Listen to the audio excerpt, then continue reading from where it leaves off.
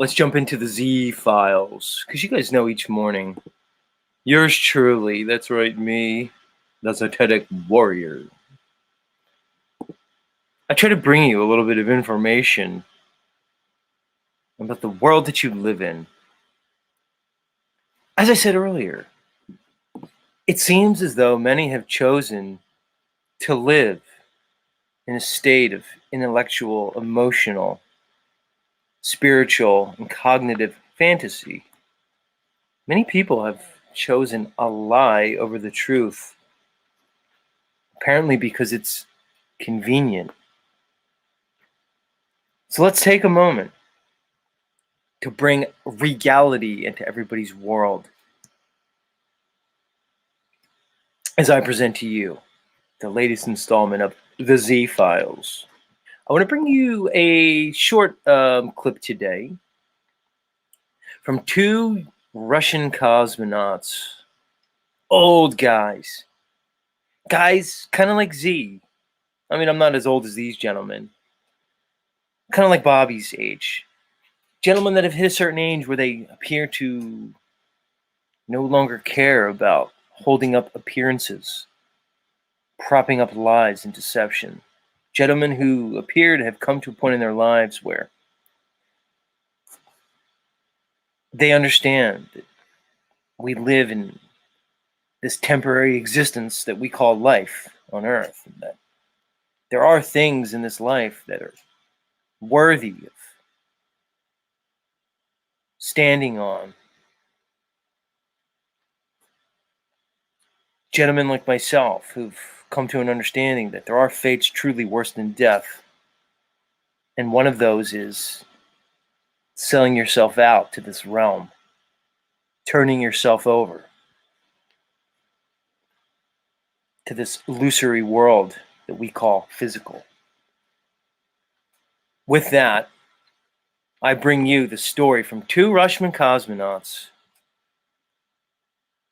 So you don't need Z to come on here and tell you each morning about the lies of science, the lies of governments, the lies of academia. I'll let these two cosmonauts, these two comrades, I'll let them tell you. Let's begin. Hello, everyone. This is absolutely huge news. We've already had one cosmonaut claim that the Earth is flat. His name was Miroslav Hermajewski. Here he is getting a photograph with a flat earther, and this is a Wikipedia article on Hermajewski. Please watch his interview. Pan tam był. Czy Ziemia rzeczywiście jest kulą zawieszoną w kosmosie? All right, I'll translate. Z's going to translate for you, because I don't think many of you speak Rusko. You've been there. Is the Earth really a sphere hanging in outer space? Appears as though this man, this astronaut, or cosmonaut I should say, is being interviewed. I believe he's Polish, specifically, but I'm not sure. Now, have I gone through and translated this from Russian to English? No, I have not. But we're going to trust that the translation is accurate, because I'm sure we could prove otherwise easily. So it says, you've been there. Is the Earth really a sphere hanging in space? Let's see how this old man answers as he's being interviewed. It looks like a book. Jest płaska, tak jak oczekują. And he just says, Earth is flat, as some expect. I didn't expect this question. Nie spodziewałem się co prawda tego pytania, ale zapewniam pana, że jest płaska. He says, I assure you it's flat. Look at his face. Let's try to interpret his facial expression here. One could try to interpret this as sarcasm on his part. I'm willing to admit that. That we could be taking something out of context here. We don't know what the conversation was that preceded this. So I'm not sure if his smile is sort of like a devilish grin acknowledging the joke, or just the smile of a man who knows that he's unburdening himself and is courageously just telling the truth. It kind of feels nice sometimes just to tell the truth. especially in a world of such deception, where the truth is seems to be hidden and occulted in so many ways. He might just be displaying the pleasure of unburdening himself. Let's continue. Generał Mirosław Hermaszewski, jak dotąd pierwszy He said, we interviewed General Miroslav Hermalzeski, so far the first and last Pole in space. Gotcha. So he is Polish. He's a general. pierwszy i ostatni Polak, który odbył lot orbitalny. Dziękuję serdecznie za rozmowę. Dzięki. Dziękuję, kłaniam się. That was awesome, but now we have a Soviet cosmonaut who has said that we have never been to space. All right, so now we're going to another guy. Soviet, not a Pole. A guy named Igor Volk. Let's see what he says about space. Cosmonaut's name is Igor Petrovich Volk. Mr. Volk even received the Medal of the Hero of the Soviet Union. I have included the translation of the interview, which you can verify by clicking on the CC button on YouTube. Now, please watch the interview. Все пак вие сте герой на Съветския съюз и можем да Says, ви after all, вярваме. you were a hero in the Soviet Union, and we can trust you. Знаете, герой Советского Союза, мы можем верить вам. Вы знаете, вот Вижте, He said, look, the code of honor prevents the cosmonauts from talking about what happened in space. That's just weird. Why would there need to be a code of honor to prevent people from talking about what happens in space? That's the first thing. Do pilots have a code of honor that prevent them from talking about what happens as they fly their airplanes? Would an aeronaut who basically takes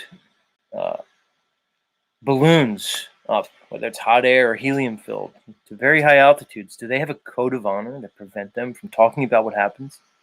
Why would a cosmonaut have one? I'm just saying. Let's continue. сказал, что вроде честь космонавтов, что они не говорят о том в космосе. А им говорить нечего. Я об этом...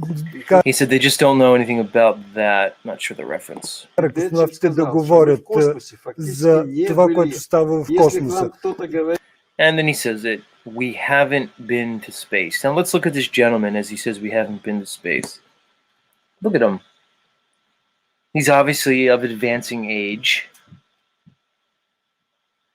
He has a nice suit on, a nice collared shirt, and he's decorated with some type of medal on his left shoulder. But he's an old man. Just picture him like in a home somewhere, you know, in a house coat. He's an old guy. He can barely open his eyes. Maybe he just hit a point where he said, I'm just going to say a truthful thing. Because why not? What can they really do to me now? Те просто не знаят нищо такова. Ние не сме били в космоса. Ако някой твърди това, това не е... Someone claims that we have been. It is not true. It is not the truth. Again, yours truly, I don't know Russian. But we're going to go by the translation here. Now, as I said, of course, these are out of context. But unlike the previous clip, this one appears to have a little bit more context behind it. It appears as though he's unequivocally claiming that if someone claims that we've been to space, it is not true. It is not the truth. Това не е вярно, не е истина. Това е поредната хипотеза, над която ще се наложи. And then the host says, this is another hypothesis on which I and the viewers of A Matter of Perspective will have to think about for a long time. Seems as though the interview handled that very well. So kudos to him.Ложи заедно с зрителите на въпросна гледна точка да размишляваме дълго. He said, good. It is good when people think, and I like that. I'm going to read that again. The cosmonaut, so-called cosmonauts, is good. It is good when people think, and I like that. I agree with you, good sir. What was his name? Ivor? You and I could agree on that. It is good when people think. Unfortunately, it's becoming less and less common for people to think. Когато хората мислят. Това ми харесва. Игор Петрович, благодаря ви за участието. Igor, that's his name. Igor Petrovich, thank you for your appearance. Въпросна гледна точка. Моля. There you have it. Two truly brave cosmonaut whistleblowers have now told you that space is fake. How much more evidence do you need? I don't know. You tell me. Because as I said earlier, ladies and gentlemen, at this point, it really isn't about the evidence. It's not about the facts. It's about people choosing to live in a fantasy because it's comfortable. Now, it begs the question, how can we have almost the entirety of this world population existing under the delusion that we currently see? To me, it seems like there's only one possibility, is that nobody is really running anything.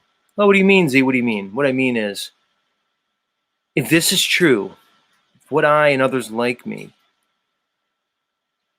if what we accept, I'm not going to say believe, if what we accept and understand is true, it means that who you think is running your country is not. Who you think is running this economy, these businesses, these corporations, is not. And maybe that's the scary part. Maybe that's what keeps people from accepting these obvious truths, is that to come to the understanding that the world that you're presented with is a farce, a phony, and a charade. That coming to this understanding is so difficult and so threatening to one's identity, one's personality and persona, that people choose to ignore objective reality and continue to participate in a farce.